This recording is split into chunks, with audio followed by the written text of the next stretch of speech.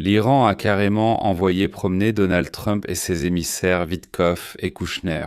Si vous avez manqué la nouvelle, la veille, Donald Trump, après 2 jours de tirs croisés entre les États-Unis et l'Iran, a déclaré que les Iraniens auraient, soi-disant, demandé des négociations urgentes. Et Donald Trump a annoncé que ces négociations urgentes auraient lieu mardi au Qatar et il a même envoyé ses émissaires Witkoff et Kushner à Doha. Ainsi, Witkoff et Kushner sont arrivés au Qatar, mais les Iraniens n'étaient pas là. Les médiateurs qataris ont annoncé qu'il n'y aurait pas de rencontre de haut niveau avec la délégation iranienne, ce qui remet en question un règlement à long terme et la reprise complète de la navigation dans le détroit d'Ormuz. Quant aux responsables iraniens, ils ont clairement déclaré qu'ils n'avaient en fait prévu aucune négociation avec les Américains et qu'ils n'avaient donc envoyé personne depuis Téhéran au Qatar pour ces soi-disant négociations urgentes. Et pour sortir de cette situation humiliante, à Washington, ils ont déclaré que Witkoff et Kushner étaient en fait venus mener des négociations techniques. Mais non, pas avec les Iraniens, mais avec des intermédiaires qataris au sujet de futures négociations avec l'Iran. Mais ce n'est pas tout. Tous les détails de cette situation seront dans cette édition. Cela vaut vraiment la peine d'être entendu. Je m'appelle Alexei Petchi. Discutons de ce sujet. Mais avant de commencer, je vous demande de vous abonner à la chaîne, de liker cette émission et d'écrire n'importe quel commentaire sous cette vidéo. Et abonnez-vous à ma chaîne Telegram Petchi News. Le lien se trouve dans la description de cette vidéo. Alors, pour comprendre toute la situation, je vais raconter toute l'histoire dans l'ordre chronologique. Tout a commencé non pas avec les États-Unis d'Amérique, mais avec l'Iran. C'est très important.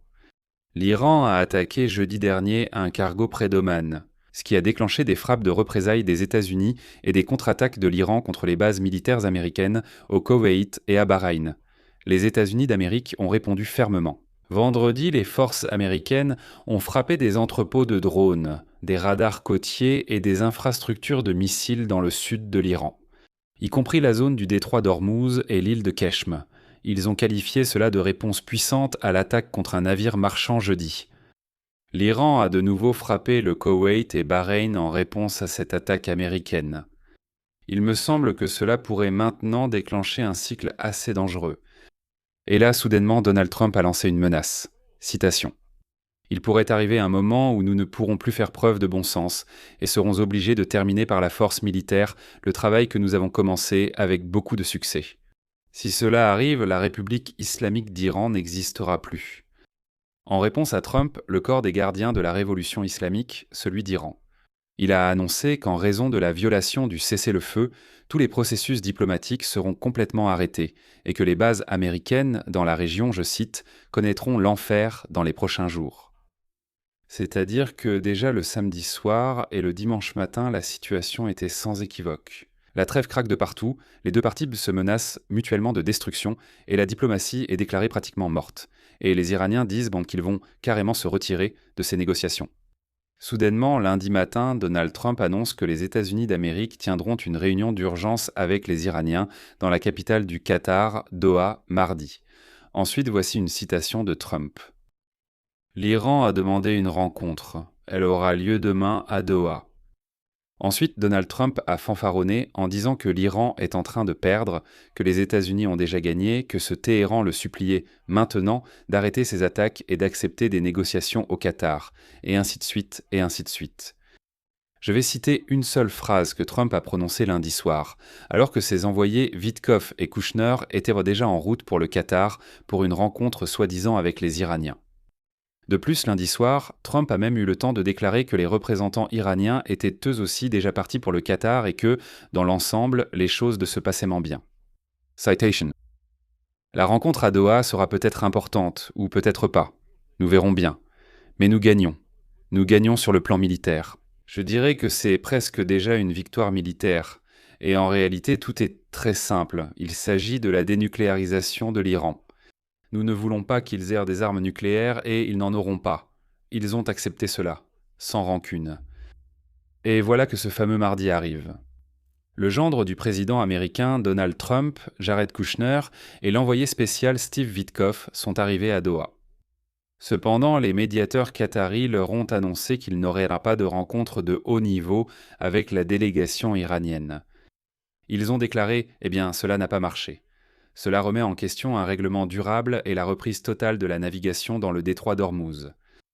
Selon les informations du ministère des Affaires étrangères du Qatar, cette semaine, pas seulement mardi mais durant toute la semaine, au lieu de négociations entre l'Iran et les États-Unis, il y aura des consultations techniques, y compris sur la sécurité régionale. En Iran, ils ont affirmé ne pas avoir annulé la rencontre avec les négociateurs américains, en réponse au mécontentement des Américains. C'est très simple. Le porte-parole du ministère des Affaires étrangères d'Iran, Ismail Baghaei, a déclaré que l'Iran, de son côté, n'avait pas annulé la rencontre avec Kouchner et Witkoff, car aucune rencontre n'avait en été prévue de toute façon. Baghaei dit « Comment peut-on annuler une rencontre qui n'a même pas été prévue ?» Trump affirme que les Iraniens ont pris contact pour solliciter une rencontre, qualifiant ces négociations d'urgentes. En même temps, Baghaei a déclaré que dès mercredi, ils auront des négociations au Qatar avec la partie qatari concernant la mise en œuvre des dispositions du mémorandum d'entente, y compris le point concernant le déblocage des avoirs iraniens sous sanctions au Qatar. Baghaei dit « Nous avons nos propres négociations avec les Qataris. Et ces Américains, pourquoi sont-ils venus ? Eh bien, ils sont venus. Qui pouvons-nous » Voici la suite de la citation de Baghaei. Dans les prochains jours, aucune rencontre avec la partie américaine à quelque niveau que ce soit n'est prévue de notre côté. Nous n'avions absolument aucun programme de rencontre avec les parties américaines à quelque niveau que ce soit dans les prochains jours, donc il n'y avait rien à annuler. Dès le début, M. Garibabadi l'a annoncé et moi aussi je l'ai clairement dit hier. Nous n'avons rien planifié pour les prochains jours. Et dans cette situation, Washington a dû trouver une solution, parce que tout cela est vraiment humiliant. À la Maison-Blanche, on a expliqué que les délégations des États-Unis et de l'Iran arrivent à Doha pour des négociations techniques, lors desquelles sera discutée la mise en œuvre du mémorandum d'entente signé entre les deux parties. Les négociations ne sont pas directes, passent par des médiateurs et ne sont pas urgentes, mais prévues. Ces négociations diffèrent de celles qui ont eu lieu plus tôt ce mois-ci. En Suisse, où tout de même des délégations iraniennes et américaines de haut niveau se sont rencontrées en face à huis clos. De plus, même au Qatar, on a appelé à ne pas utiliser de grandes phrases comme « négociations urgentes ». Plutôt, Trump a déclaré que les États-Unis et l'Iran tiendraient des négociations urgentes au plus haut niveau. Mais mardi, quand il est devenu clair que les Iraniens ne sont tout simplement pas venus à la réunion, le représentant du ministère des Affaires étrangères du Qatar, Majed Al-Ansari, a déclaré que les négociations techniques ne sont a priori pas des négociations de haut niveau et qu'il ne faut pas les appeler ainsi. C'est simplement une routine de négociation, la partie technique. Et après cela, du côté de Donald Trump, on dit « Écoutez, c'est exactement ce que nous voulions dire ». Regardez, en Suisse, la réunion était dirigée par le vice-président américain J.D. Vance et le principal négociateur iranien Mohamed Bagher Bagheddine. Et les négociations à Doha se déroulent à un niveau inférieur, sous la direction de l'envoyé spécial américain Steve Witkoff et du vice-ministre iranien des Affaires étrangères Kazem Garibabadi. Et en fait, la Maison-Blanche a déjà reconnu que les délégations ne se rencontreront effectivement pas en personne. À la place, les négociations se dérouleront avec la médiation de responsables qataris. Et Al-Ansari a expliqué que les discussions techniques visent à préparer les documents, qui seront soumis à des réunions de haut niveau pour s'accorder sur les principes. Lors des exposés techniques, les sujets suivants seront abordés, et ce dans l'ordre que je vais maintenant énoncer. Les restrictions financières et la levée des sanctions contre l'Iran. La question de savoir comment assurer la libre circulation des navires à travers le détroit d'Ormuz.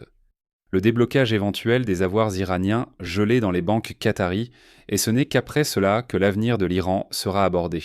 Les programmes nucléaires et la sécurité régionale.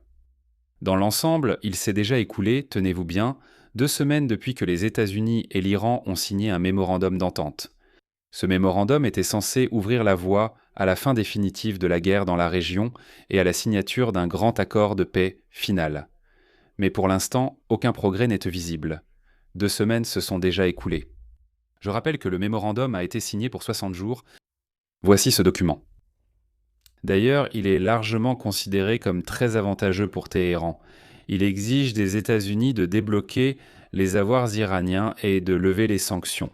Permettre l'exportation du pétrole iranien, lever le blocus des ports iraniens et créer un fonds de reconstruction pour l'Iran de 300 milliards de dollars. En échange, Téhéran doit garantir le passage sécurisé des navires à travers le détroit d'Ormuz. C'était déjà le cas avant la guerre. Attention. Confirmer verbalement son engagement à ne jamais développer d'armes nucléaires. Les Iraniens doivent dire « Je le jure, il n'y aura pas d'armes ». Donald Trump dira « Eh bien, vous voyez, qu'est-ce que vous croyez ? Voilà ce que j'ai accompli ». Que s'est-il passé ces 2 dernières semaines ? Eh bien, dans le cadre de ces accords. Ce week-end, les forces américaines et iraniennes ont échangé des frappes après que la République islamique a attaqué 2 navires passant par le détroit d'Ormuz. Cela a de nouveau affecté le trafic maritime dans le détroit étroit, qui a considérablement augmenté la semaine dernière, bien qu'il reste nettement inférieur au niveau d'avant-guerre. Pendant ce temps, malgré les accords visant à contenir la violence dans cette région, les combats entre les militants du Hezbollah et les forces israéliennes se poursuivent dans le sud du Liban. Mais voyons quels sont les problèmes qui restent non résolus dans le cadre de la fin de la guerre. Le mémorandum d'entente entre les États-Unis et l'Iran a surtout reporté la résolution du problème, laissant la plupart des détails à traiter plus tard. Quand ? Nul ne le sait, mais ce sera pour plus tard. Mais après 2 semaines sur les 60 jours prévus pour les négociations sur l'accord final, il n'y a pratiquement aucun signe de progrès sur un certain nombre de questions les plus importantes. L'un des points du mémorandum d'entente crée même une situation potentiellement sans issue. Il y est stipulé que les négociations ultérieures ne commenceront qu'après la résolution des questions concernant les avoirs iraniens gelés, les sanctions américaines sur le pétrole iranien, la circulation des navires dans le détroit d'Ormuz, le blocus des ports iraniens par les États-Unis et les actions militaires entre les 2 pays, y compris l'arrêt de la guerre au Liban. Ainsi, même s'accorder sur la séquence des actions reste une tâche très difficile. Et il est déjà évident que dans le mémorandum d'entente que Trump a présenté comme une victoire, tout est formulé de manière à ce que l'Iran puisse obtenir absolument tout. Levée des sanctions, dégel des avoirs, fin du blocus et autorisation de vendre du pétrole, ce qu'il a déjà obtenu. Mais au final, l'Iran pourrait ne jamais renoncer à l'idée de posséder l'arme nucléaire. Et pourquoi donc ? Hier, Téhéran a annoncé que la moitié des avoirs gelés au Qatar seraient restitués. Cependant, des responsables américains ont déclaré que ces avoirs ne sont pas encore restitués. Pourtant, nous voyons ici la démarche de l'Iran. Ils ignorent tout simplement les négociations que Trump qualifie d'urgentes, et Trump en réponse ne peut rien y faire, parce qu'il a déjà déclaré la victoire dans la guerre. Comme on dit, comment revenir à une guerre qu'on prétend avoir déjà gagnée ? Et Trump, en fait, s'est lui-même piégé.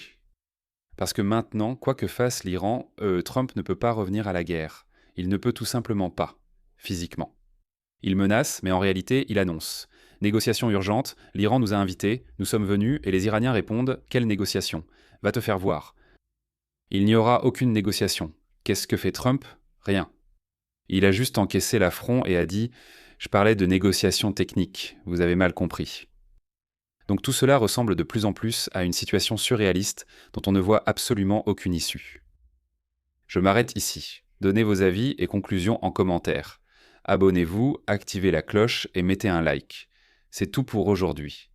Prenez soin de vous. À bientôt.